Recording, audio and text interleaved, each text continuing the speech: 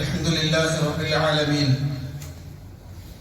نحمده ونستعينه ونستغفره ونعوذ بالله من شرور أنفسنا ومن سيئات أعمالنا من يهده الله فلا مضل له ومن يضلل فلا هادي له وأشهد أن لا إله إلا الله وحده لا شريك له وأشهد أن محمدا عبده ورسوله صلى الله وسلم وبارك عليه وعلى آله وأصحابه ومن اهتدى بهداهم إلى يوم الدين أما بعد فإن أصدق الحديث كتاب الله وخير الهدي هدي محمد صلى الله عليه وسلم وشر الأمور محدثاتها وكل محدثة بدعة وكل بدعة ضلالة وكل ضلالة في النار فقد قال الله سبحانه وتعالى في القرآن المجيد أعوذ بالله من الشيطان الرجيم يا أيها الناس اتقوا ربكم الذي خلقكم من نفس واحدة وخلق منها زوجها وبث منهما رجالا كثيرا ونساء واتقوا الله الذي تساءلون به والأرحام إن الله كان عليكم رقيبا يا أيها الذين آمنوا اتقوا الله وقولوا قولا سديدا يصلح لكم أعمالكم ويغفر لكم ذنوبكم ومن يطع الله ورسوله فقد فاز فوزا عظيما يا أيها الذين آمنوا اتقوا الله حق تقاته ولا تموتن إلا وأنتم مسلمون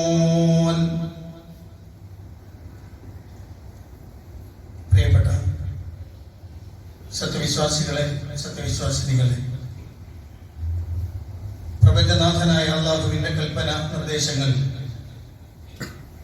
ജീവിതത്തിന്റെ നിഖില മേഖലകളിലും സൂക്ഷിക്കണമെന്ന് എന്നോടെന്ന പോലെ നിങ്ങൾ ഓരോരുത്തരും അതറിയിക്കുന്ന പ്രാധാന്യത്തിൽ ഗൗരവത്തിൽ ഉണർത്തുകയാണ്. വളരെ പ്രാധാന്യമുള്ള, വളരെ മഹത്വമുള്ള ഒരു മാസം നമ്മിലേക്ക് കടന്നു വരാൻ പോവുകയാണ്. പരിശുദ്ധ ഖുർആനിൽ അല്ലാഹു സുബ്ഹാനഹു വ തആല പ്രത്യേകമായി എടുത്തു പറഞ്ഞ 10 ദിവസങ്ങൾ ഉൾക്കൊള്ളുന്ന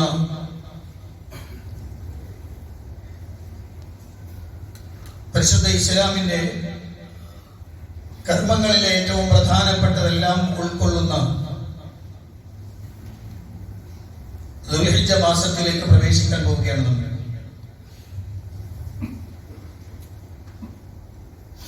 ശനിയാഴ്ച 1 ആയിരിക്കും എന്നാണ് അറിയിപ്പ് ലഭിച്ചിട്ടുള്ളത്. അങ്ങനെ വരുമ്പോൾ ആ ദിവസം മുതൽ 10 ദിവസം എന്ന് പറയുന്നത് വളരെ പ്രാധാന്യമുള്ളത്. പരിശുദ്ധ ഖുർആനിൽ അല്ലാഹു സുബ്ഹാനഹു വ തആല പറഞ്ഞു വൽ ഫജ്ർ വലയാലിൻ അശ്ർ, പ്രഭാതം തന്നെയാണ് സത്യം, വലയാലിൻ അശ്ർ 10 രാവുകളും തന്നെയാണ് സത്യം എന്ന് പറഞ്ഞ ആ 10 രാവുകൾ അത് ദുൽഹിജ്ജയുടെ ആദ്യത്തെ 10 രാവുകളാണ് എന്ന് പ്രവാചകൻ സല്ലല്ലാഹു അലൈഹി വസല്ലമയിൽ നിന്ന് അതിന്റെ വിശദീകരണം മനസ്സിലാക്കി ഇബ്നു അബ്ബാസ് റളിയല്ലാഹു അൻഹുവിനെ പോലെയുള്ള സ്വഹാബികൾ റിപ്പോർട്ട് ചെയ്ത് കാണാം. അപ്പോൾ വളരെ പ്രധാനപ്പെട്ട ഒരു മാസം, അതിൽ ആദ്യത്തെ 10 ദിവസങ്ങൾ അല്ലാഹു സത്യം ചെയ്തു പറഞ്ഞ 10 ദിവസങ്ങൾ. അല്ലാഹുവിന്റെ പ്രവാചകൻ സല്ലല്ലാഹു അലൈഹി വസല്ലം പറഞ്ഞത് മാ മിൻ അയ്യാമിൻ അൽ അമലു സ്വാലിഹു ഫീഹിന്ന അഹബ്ബു ഇലല്ലാഹി മിൻ ഹാദിഹിൽ അയ്യാമിൽ അശ്ർ. അല്ലാഹു സുബ്ഹാനഹു വ തആല ഏറെ ഇഷ്ടപ്പെടുകയും അമൽ സ്വാലിഹാത്തുകൾ ഏറെ പ്രതിഫലാർഹവുമായ ഈ ദിവസങ്ങളെക്കാൾ വേറൊരു ദിവസമില്ല എന്ന് അല്ലാഹുവിന്റെ റസൂൽ സല്ലല്ലാഹു അലൈഹി വസല്ലം പറഞ്ഞു. ഫഖാലു, അപ്പോൾ സഹാബികൾ ചോദിച്ചു, യാ റസൂലല്ലാഹ് വൽ ജിഹാദു ഫീ സബീലില്ലാഹ്, അല്ലാഹുവിന്റെ മാർഗത്തിലുള്ള ധർമ്മ സമരവും അതിനേക്കാളും ശ്രേഷ്ഠമാണോ ഇത്? ഈ 10 ദിവസങ്ങളിൽ അമൽ സ്വാലിഹാത്തുകൾക്ക് അല്ലാഹുവിന്റെ മാർഗത്തിലുള്ള ധർമ്മസമരത്തെക്കാളും പ്രാധാന്യമുണ്ടോ? അപ്പോൾ നബി സല്ലല്ലാഹു അലൈഹി വസല്ലം പറഞ്ഞു, വലൽ ജിഹാദു ഫീ സബീലില്ലാഹ്, അല്ലാഹുവിന്റെ മാർഗത്തിലുള്ള ധർമ്മസമരത്തെക്കാളും ശ്രേഷ്ഠമാണ്. ഇല്ലാ റജുലുൻ ഖറജ ബിനഫ്സിഹി വമാലിഹി ഫലം യർജി' മിൻ ദാലിക ബിശൈ. ബാക്കി എല്ലാവരും ചെയ്യുന്ന അമലുകൾ ഇതിനേക്കാളും ശ്രേഷ്ഠമില്ല. ഒരാൾ അയാൾ തന്റെ വീട്ടിൽ നിന്ന് തന്റെ സമ്പത്തും തന്റെ ശരീരവുമായി അല്ലാഹുവിന്റെ മാർഗത്തിലേക്ക് ഇറങ്ങി പുറപ്പെടുകയും അത് രണ്ടിൽ നിന്ന് ഒന്നും തന്നെ തിരിച്ചു വരാതിരിക്കുകയും ചെയ്ത ആൾ ഒഴിച്ചു. എന്ന് പറഞ്ഞാൽ സമ്പത്ത് കൊണ്ടും ശരീരം കൊണ്ടും അല്ലാഹുവിന് വേണ്ടി സമർപ്പിച്ച ഒരു മനുഷ്യരൊഴിച്ച് ബാക്കി ആര് ചെയ്യുന്ന കർമ്മങ്ങളെക്കാളും ശ്രേഷ്ഠമായ കർമ്മമാണ് ഈ 10 ദിവസങ്ങളിൽ ഉള്ളതെന്ന് അല്ലാഹുവിന്റെ ഹബീബ് സല്ലല്ലാഹു അലൈഹി വസല്ലം പഠിപ്പിക്കുകയാണ്. അപ്പോൾ വളരെ പ്രാധാന്യത്തോടു കൂടി നമ്മൾ കാണേണ്ടതാണ് ആ ദിവസങ്ങളെ. ആ ദിവസത്തിൽ പ്രത്യേകമായി നമ്മൾ അല്ലാഹു സുബ്ഹാനഹു വ തആലയെ അനുസരിക്കുകയും അല്ലാഹുവിന്റെ കൽപ്പനകൾക്ക് എതിര് പ്രവർത്തിക്കാതിരിക്കാനും പ്രത്യേകം ശ്രദ്ധിക്കേണ്ടതുണ്ട്. എന്തൊക്കെയാണ് ആ ദിവസങ്ങളിൽ നമ്മൾ ചെയ്തു തീർക്കേണ്ടത്? ആ ദിവസത്തിന്റെ പ്രത്യേകതയെ കുറിച്ചാണ് ഞാൻ ആദ്യം സൂചിപ്പിച്ചത്. അതോടൊപ്പം തന്നെ ഒന്ന് ചേർത്ത് വായിക്കേണ്ട ഒരു വാചകം കൂടിയുണ്ട്. ദുൽഹിജ്ജയുടെ 10 ദിവസങ്ങളിൽ ഒരു ദിവസത്തിലാണ് ഈ മതം പൂർത്തിയാക്കപ്പെട്ടിരിക്കുന്നത് എന്നാണ്. പരിശുദ്ധ ഖുർആൻ അല്ലാഹു സുബ്ഹാനഹു വ തആല പറഞ്ഞ അൽ-യൗമ അക്മൽതു ലക്കും ദീനക്കും വ അത്മംതു അലൈക്കും നിഅമതി വ റദീതു ലക്കുമുൽ ഇസ്ലാമ ദീനാ. പരിശുദ്ധ ഇസ്ലാമിന്റെ എല്ലാ നിയമങ്ങളും ഫർളുകളും നിരോധനങ്ങളും എല്ലാം പൂർത്തിയാക്കിയതാണ് ആ ദിവസം. ആ ദിവസം ഏതാണ് എന്ന് മഹാനായ ഉമർ ഇബ്നുൽ ഖത്താബ് റളിയല്ലാഹു അൻഹു പറയുന്നത് അത് യൗമു അറഫയാണ്, അഥവാ ദുൽഹിജ്ജയിലെ 9ാമത്തെ ദിവസം. ആ ദിവസത്തിലാണ് അല്ലാഹുവിന്റെ റസൂൽ സല്ലല്ലാഹു അലൈഹി വസല്ലമക്ക് മതം പൂർത്തീകരിച്ചുകൊണ്ടുള്ള പ്രഖ്യാപനം വന്നത് എന്ന് പ്രവാചകൻ സല്ലല്ലാഹു അലൈഹി വസല്ലമയിൽ നിന്ന് ഉമർ ഇബ്നുൽ ഖത്താബ് റളിയല്ലാഹു അൻഹു ഈ വിഷയം ഉദ്ധരിക്കുമ്പോൾ ഒരു യഹൂദിയുടെ വർത്തമാനത്തിന് മറുപടിയായിട്ടാണ് അദ്ദേഹം അത് പറയുന്നത്. പരിശുദ്ധ ഖുർആനിലുള്ള ഒരു ആയത്ത് ഞങ്ങൾക്കാണ് ഇറങ്ങിയിരുന്നതെങ്കിൽ ഞങ്ങളതൊരു ആഘോഷ ദിവസമാക്കുമായിരുന്നു എന്ന് പറഞ്ഞപ്പോഴാണ് ഉമർ ഇബ്നുൽ ഖത്താബ് റളിയല്ലാഹു അൻഹു പറഞ്ഞു, അത് ഏതാണെന്നും എവിടെയാണെന്നും എപ്പോഴാണെന്നും ഒക്കെ ഞങ്ങൾക്കറിയാം എന്ന് ഉമർ ഇബ്നുൽ ഖത്താബ് റളിയല്ലാഹു അൻഹു പറഞ്ഞ വാക്ക്. അപ്പൊ അത്രയും പ്രാധാന്യം ഈ സന്ദർഭങ്ങൾക്കുണ്ട് എന്ന കാര്യം നമ്മൾ ശ്രദ്ധിക്കേണ്ടതുണ്ട് എന്നാണ്. ആ ദിവസങ്ങളിലാണ് ധാരാളമായി അല്ലാഹുവിനെ ഓർക്കേണ്ടത്. പരിശുദ്ധ ഖുർആൻ അല്ലാഹു സുബ്ഹാനഹു വ തആല പറഞ്ഞത് വയദ്കുറു ഇസ്മല്ലാഹി ഫീ അയ്യാമിൻ മഅലൂമാത്തിൻ അലാ മാ റസഖഹും മിൻ ബഹീമത്തിൽ അൻആം. അറിയപ്പെട്ട ആ ദിവസങ്ങൾ നിങ്ങൾ അല്ലാഹുവിനെ ഓർക്കുവാൻ, നിങ്ങൾ അല്ലാഹുവിനെ സ്മരിക്കണം എന്ന് പരിശുദ്ധ ഖുർആൻ അല്ലാഹു സുബ്ഹാനഹു വ തആല പറയുന്നു. പ്രവാചകൻ സല്ലല്ലാഹു അലൈഹി വസല്ലം പറഞ്ഞ വാക്ക്, നിങ്ങൾ ആ ദിവസങ്ങളിൽ ഫഅക്സിറു ഫീഹിന്ന അത്തഹ്ലീൽ വത്തഹ്മീദ് വത്തക്ബീർ, ആ ദിവസങ്ങളിൽ നിങ്ങൾ ലാ ഇലാഹ ഇല്ലല്ലാഹ്, അല്ലാഹു അക്ബർ, അൽഹംദുലില്ലാഹ് തുടങ്ങിയ വചനങ്ങൾ നിങ്ങൾ ധാരാളമായി പറയണം എന്ന് അല്ലാഹുവിന്റെ ഹബീബ് സല്ലല്ലാഹു അലൈഹി വസല്ലം പറഞ്ഞതായി കാണാം. അപ്പോൾ വളരെ പ്രധാനപ്പെട്ട ഒന്നാണ്. അപ്പോൾ അതിൽ ചേർത്ത് വെക്കേണ്ട ഒരു കാര്യം, ദുൽഹിജ്ജയുടെ പുറവി കണ്ടാൽ, അഥവാ ദുൽഹിജ്ജ എന്നാണ് എന്ന് ഉറപ്പിച്ചാൽ, ആ ദിവസം മുതൽ സത്യവിശ്വാസികൾ അവരുടെ നാവുകളിൽ നിന്ന് ധാരാളമായി ഉണ്ടാവേണ്ടത് തക്ബീറും തഹ്ലീലും തഹ്മീദുമായിരിക്കണമെന്നാണ്. അതിന്റെ കൂട്ടത്തിൽ എന്ന് പറയട്ടെ, തക്ബീർ ചൊല്ലുക എന്ന് പറയുന്നത് രണ്ട് രൂപത്തിലാണ്. ഒന്ന് തക്ബീർ മുത്ലഖ്, മുത്ലഖായ തക്ബീർ, നിരുപാധികം ചൊല്ലേണ്ടുന്ന തക്ബീർ.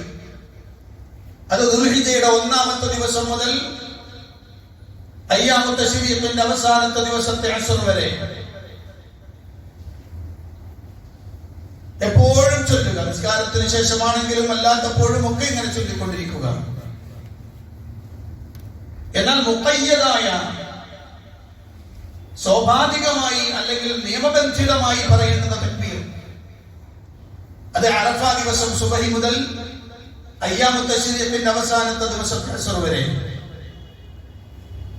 അതാണ് പ്രത്യേകമായി പറയേണ്ടുന്ന തക്ബീർ. അല്ലാത്തത് ദുൽഹിജ്ജയുടെ തുടക്കം മുതൽ തന്നെ തക്ബീർ ചൊല്ലണം. ഈ ഹദീസ് പ്രകാരം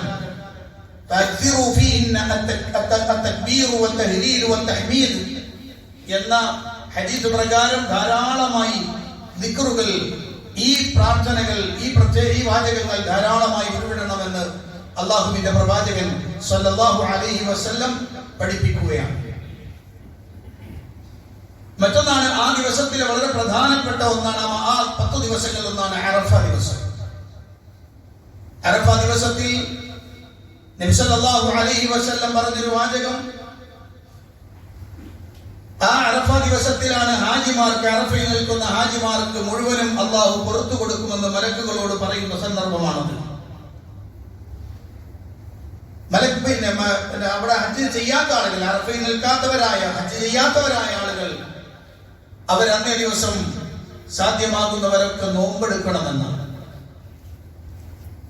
9 അന്ന് നോമ്പെടുക്കുക എന്നത് പ്രത്യേകമായി അല്ലാഹുവിന്റെ റസൂൽ സല്ലല്ലാഹു അലൈഹി വസല്ലം പഠിപ്പിച്ചു തന്നിട്ടുള്ളതാണ്.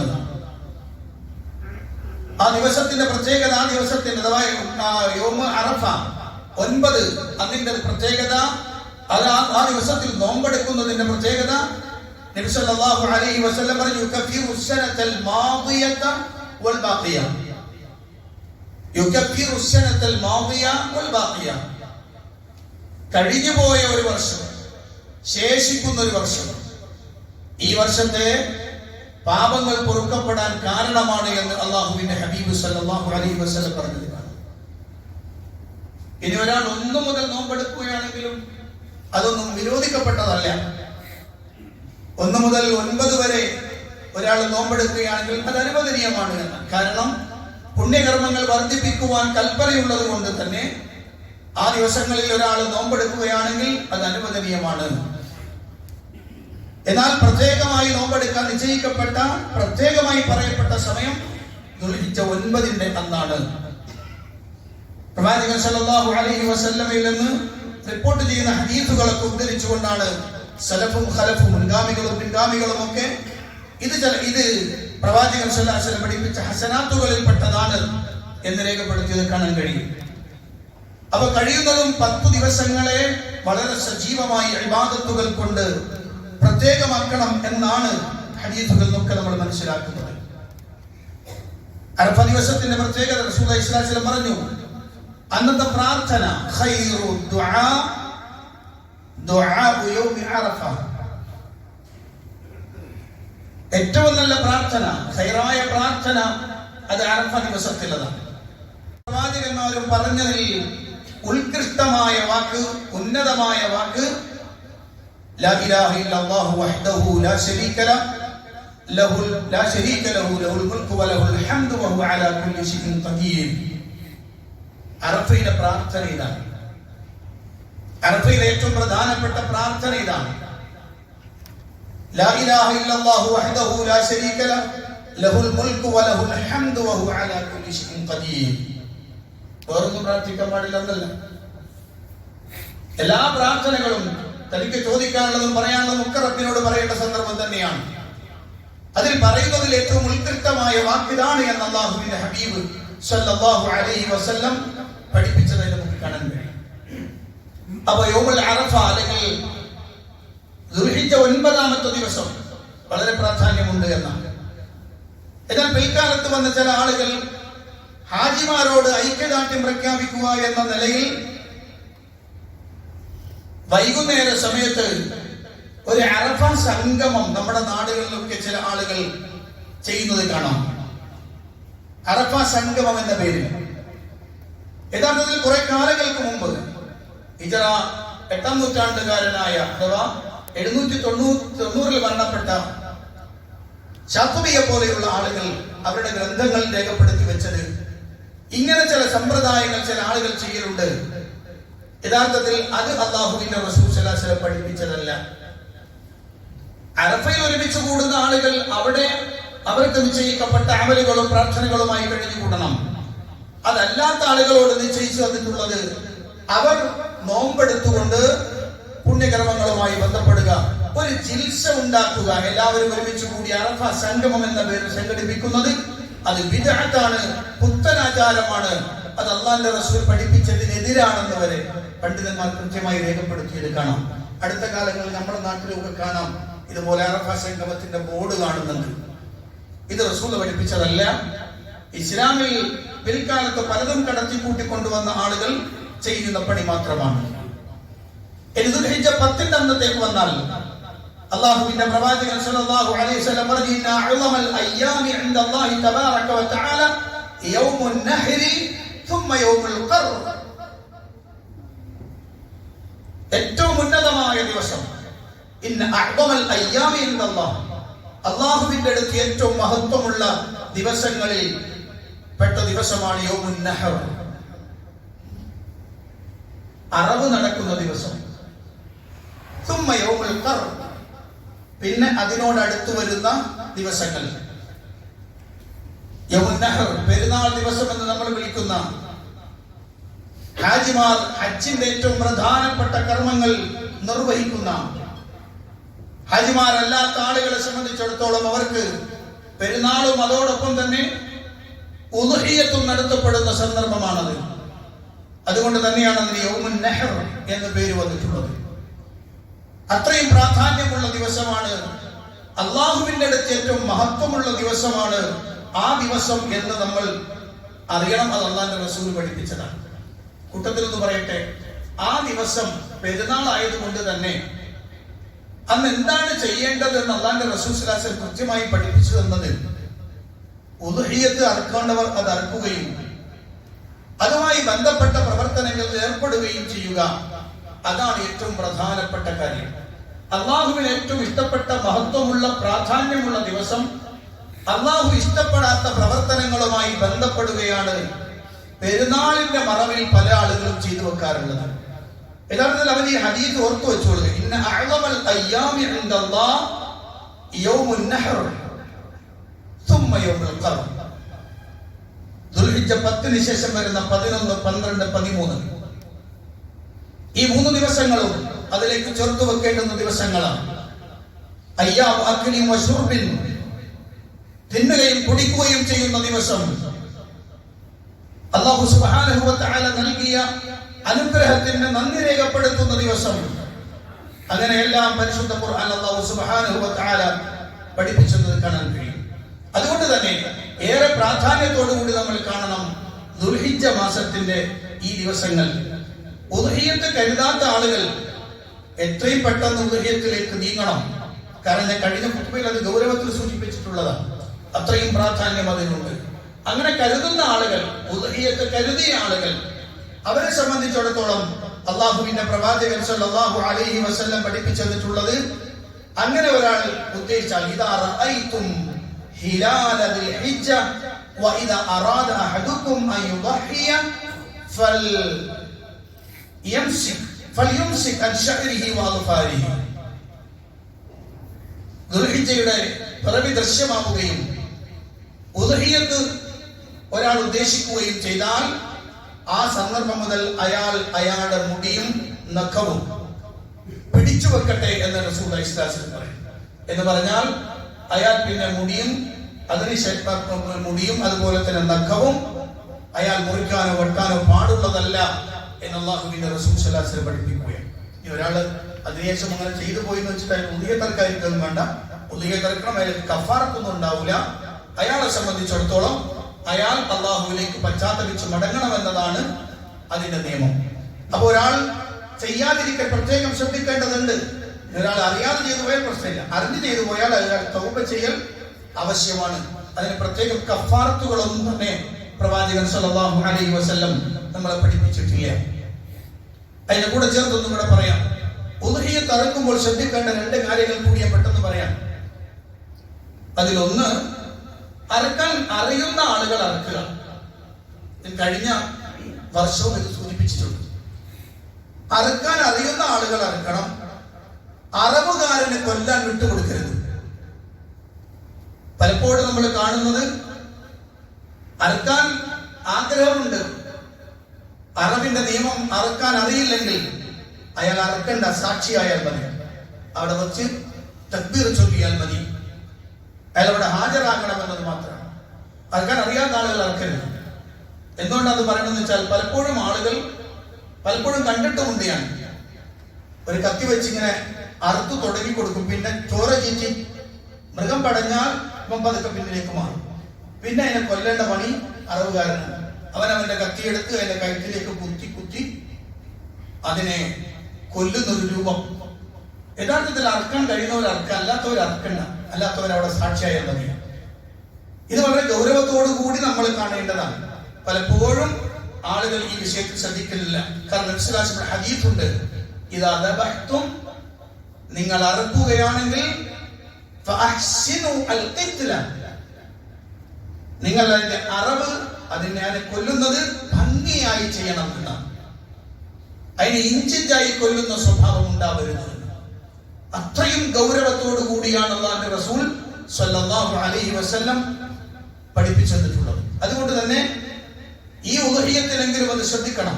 അറുക്കുമ്പോൾ അറുക്കാൻ കഴിയുന്നവർ അറുക്കാൻ, അല്ലാത്തവർ എന്ത് ചെയ്യാം, അവിടെ അതിന് സാക്ഷിയാവുക എന്ന ആ കർമ്മത്തിന് മാത്രം നിന്ന് കൊടുക്കുക, അല്ലാത്തതിലേക്ക് പോയി പോകരുത്. അതോടൊപ്പം തന്നെയാണ് അല്ലാഹുവിന്റെ ഹബീബ് സല്ലല്ലാഹു അലൈഹി വസല്ലം പഠിപ്പിച്ചു, നിങ്ങളെ സംബന്ധിച്ചിടത്തോളം അറുക്കുകയാണെങ്കിൽ ഏറ്റവും അഫ്ളലായത്, ഏറ്റവും നല്ല മൃഗം എന്ന് പറയുന്നത്, ഏറ്റവും നല്ലത് ആടറുക്കുകയാണ് എന്നാണ്. ആടറുക്കാൻ ഒരാൾക്ക് കഴിയുന്നില്ലെങ്കിൽ അയാൾക്ക് ഷെയർ കൂടി ഈ പറഞ്ഞതുപോലെ മാടിനെയോ അല്ലെങ്കിൽ ഒട്ടകത്തെയോ ഒക്കെ അറുക്കാമെന്നാണ്. നബി സല്ലല്ലാഹു അലൈഹി വസല്ലം അറുത്ത മൃഗത്തിന്റെ അഥവാ ആടിന്റെ വിശേഷണം ഹദീസുകളിൽ കാണാം. നബി സല്ലല്ലാഹു അലൈഹി വസല്ലം അടുത്ത ആടിന്റെ വിശേഷണം പറയുന്നത്, യൻദുറു ഫിൽ അസ്വദ് വയഖുലു ഫിൽ അസ്വദ് വയംശി ഫിൽ അസ്വദ് വയർകബ് ഫിൽ അസ്വദ്. ഹദീസിൽ കാണുന്ന വാചകങ്ങളാണ്. ഒരു വെള്ളയാട്, അത് നോക്കുന്നത് കറുപ്പിലാണ് എന്ന് പറഞ്ഞാൽ കണ്ണിന്റെ ഭാഗത്ത് ഒരു കറുത്ത കളർ, അത് തിന്നുന്നത് കറുപ്പിലാണ് എന്ന് പറഞ്ഞാൽ അതിന്റെ വായുടെ ഭാഗം കറുപ്പാണ്, അത് നടക്കുന്നത് കറുപ്പിലാണ്, അതിന്റെ കുളമ്പിന്റെ ഭാഗം കറുപ്പാണ്, അത് മുട്ടുകുത്തുന്നത് കറുപ്പിലാണ്, അതിന്റെ മുട്ടിന്റെ ഭാഗം കറുപ്പാണ്, ബാക്കി മുഴുവനും വെള്ളയാണ്.